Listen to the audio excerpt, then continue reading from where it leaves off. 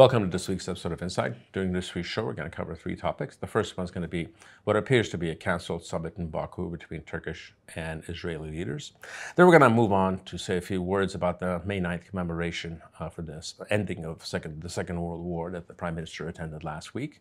And we're going to close with an update about some new developments in the tourism field with the expansion of the Wizz Air base in Zvartnots Airport, which will vastly increase budget travel to Armenia.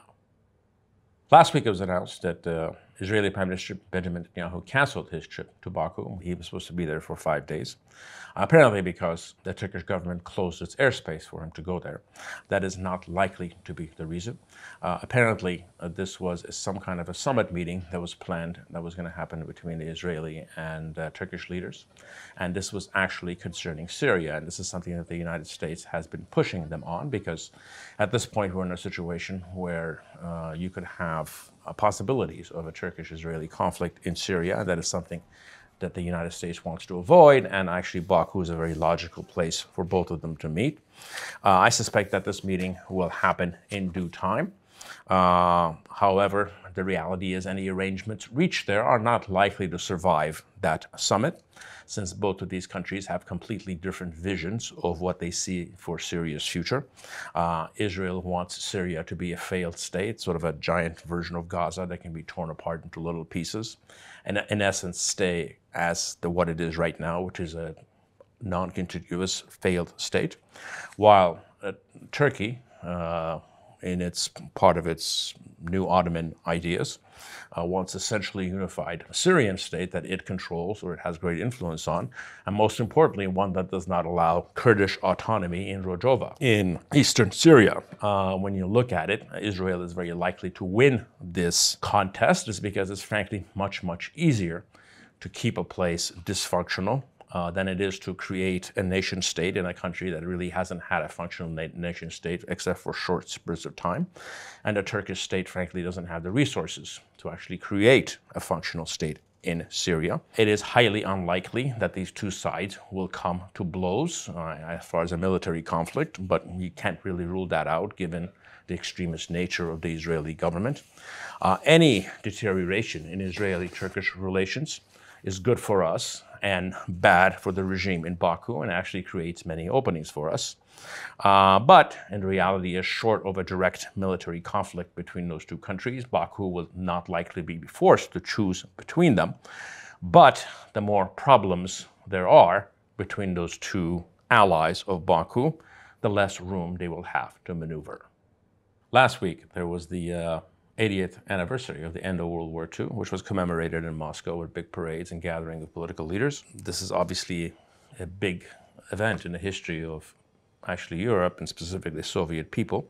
However, since this was being held in Moscow, there was great calls for boycotts or even threats by European countries, the EU itself. However, the Prime Minister decided to attend this event, and I think he made the right call. In the big scheme of things, this is actually a very small give to the Kremlin. Among many other issues, it is true that we are moving out of the Russian orbit, but there's no need to poke the bear on unnecessary issues. And if there's one issue that we're actually justified for us to actually attend an event like this, is the fact that this country actually gave 300,000 of its best sons and daughters to crush fascism in Europe.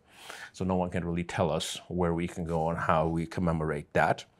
But having said that, it's very hard not to see how distasteful and pathetic this is that the Russian state is using these kind of events to actually hide its shame and moral bankruptcy, hiding behind a victory 80 years ago that frankly it had nothing to do with.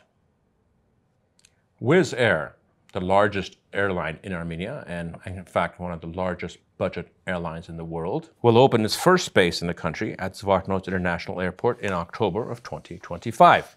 The opening of the base will be accompanied by new direct flights to 8 destinations in 6 countries this winter, further strengthening the airline's leading position in the Armenian aviation market. They currently already have many flights from Armenia to actually countless destinations, most of them in Europe. The expansion of Wizz Air will actually greatly enhance connectivity from Armenia to Europe at very attractive prices. In fact, some of these places you can fly for 29 euros on a round-trip ticket. This was work that was frankly started by our former civil aviation head, a woman named Tatevik Revazyan, who was constantly attacked for 1,000 different idiotic reasons.